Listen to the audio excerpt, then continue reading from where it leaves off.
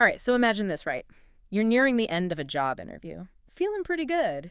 You've nailed those answers, and then it hits you. That inevitable question. Do you have any questions for me? Oh, yeah. And what happens next? Well, it could totally make or break your chances. Mm. Because, you see, asking the right questions. It's not just about being polite, it's strategic. It's a power move. It really is. I mean, it shows you're engaged, obviously, Eh. but it goes deeper than that. You're kind of flipping the script, right? Oh, tell me more about this. Well, think about it. You're not just trying to prove yourself. You're interviewing them. Ooh, I like that. Yeah, you're seeing if the company's the right fit for you. It's like that moment when you realize, hold on, I have choices here. Exactly. That changes everything. And that confidence, it's contagious. Studies show people who ask questions, they come across as more competent, more likable, even more memorable. And who doesn't want that edge, especially these days? So to help us navigate this whole thing, because it's easy to overlook, we're doing a deep dive. We're looking at Career Vids, that YouTube channel, all things career stuff. Right. They've got this video, super popular, on what questions to ask and which ones, well, to avoid completely. Which is just as crucial, wouldn't you say? Knowing what not to ask. Oh, huge. It's like sometimes it's better to stay quiet. But before we get to the don't you dare list, CareerVids made this point really interesting about the psychology of asking questions in the first place. Ooh, I'm all ears. I love this stuff. So they say when you ask those thoughtful questions, it signals something. It's like you're saying, hey, I'm not just here for the paycheck. It's showing initiative. Yes. Yeah. You're invested in the company's success. Like you're already thinking about how you can contribute. And to add to that, imagine if you connect it to something specific. Yeah. Something you learned about the company. Oh, for sure. Instead of that generic, tell me about your culture, it's like, hey, I saw on your website you're big on mention a specific company initiative.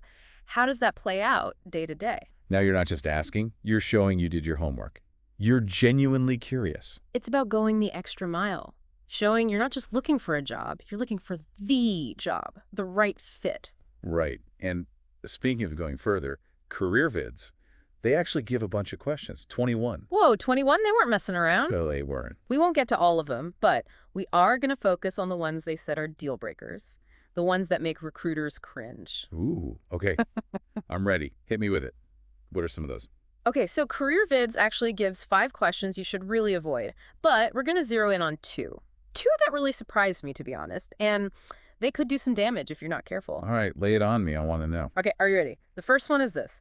How much vacation time do I get? Like, I get it. We all want those days off, right? But apparently that's a big no-no, especially early on. Yeah, it's all about how it comes across, you know? It's like you're more interested in what they can give you, not what you bring to the table. Yeah, not a good look. It's like imagine you go on a date, and before you've even looked at the menu, you're asking about their bank account. Not a good look. Ouch. Definitely not. So, what CareerVids suggests instead, focus on the role, the team, the company's goals. Show your value first, then those perk questions. They'll feel more natural, more appropriate. Right, exactly. It's like you wouldn't propose on the first date, but you got to build that connection, that trust. Such a good point. Okay, ready for the second one? This one's sneaky. Honestly, I didn't even realize it was a problem. Okay, hit me. What does a typical day look like in this role? Interesting. Why is that bad? Seems innocent enough. Well, get this. CareerVids said it makes you sound, and I quote, lacking initiative and creativity. Well, I would not have guessed that. Right. But think about it. You're basically saying you just want a predictable day. Every day the same. Instead, you want to ask questions that show you're a thinker. You can problem solve. Right, be adaptable. Exactly. So ditch the typical day question. Ask something like, what are some of the biggest challenges in this role? I like that. Or even, what projects are you guys working on right now? You know, how can this role contribute? Boom. Now you're showing you're not afraid of a challenge. You're ready to jump in, make a difference. And that is how you turn a potentially awkward question into a golden opportunity. But of course, knowing what not to ask, that's just half of it. Right. The real magic, that's when you have those questions ready. Yeah. The ones that get a real conversation going, you know, they show you're thoughtful, that you leave an impression. And that's where CareerVids really shines. They had this whole list, 21 potential questions. They really went all out. Yeah. And we don't have time for all 21, but they do highlight 3. They say these are absolute winners. Ooh, okay, now I'm even more curious. I'm ready. All right, let's dive into those top 3 questions. The ones CareerVid says are sure winners. I'm ready. Let's hear them. Okay, number one, and this one's subtle. How do you measure success in this role? It seems, I don't know, almost too simple. Right. But it's brilliant. It shifts things. You're not just trying to get the job. It's like you're looking beyond that. Yeah, you're already thinking about excelling. Tell me what winning looks like. That's the vibe. Then that's got to impress a hiring manager, that proactiveness. Absolutely. Shows you're goal-oriented. Plus, it opens the door to talk about the company's goals, how you fit into that. Ooh, nice. Okay, question number 2 on their list. Can you tell me more about the team I'll be working with? Okay, so again, seems basic, Yeah. but it shows you get it. You understand teamwork matters. It's like you're saying, hey, I'm not an island here. Right. You're there to be part of something. Yeah. And a good hiring manager. They pick up on that. They want someone who's thinking about the bigger picture. All right, ready for number 3? This one threw me off a bit, I'll be honest. Okay, I'm intrigued. Is there anything else I can read, to learn more about the company while I wait to hear back? Ooh, smart. Very smart. Right. It's like, at first I thought, is that too much? But it's not.